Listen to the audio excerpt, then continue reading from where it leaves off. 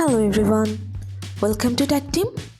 Today in this video, I'm gonna show you how to set light effect for notification in your Android phone.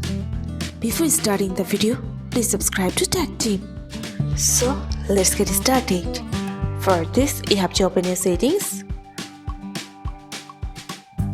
Now scroll down. Now go to Dynamic Effects.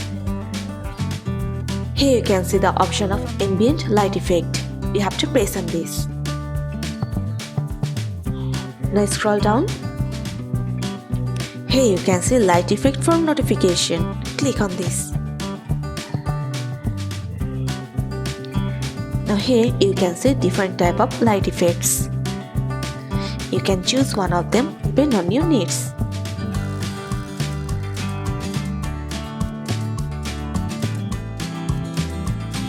You can choose the color.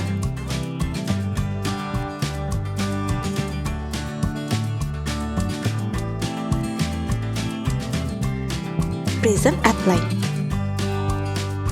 That's it. So this is how to set light effect for notification in your Android phone.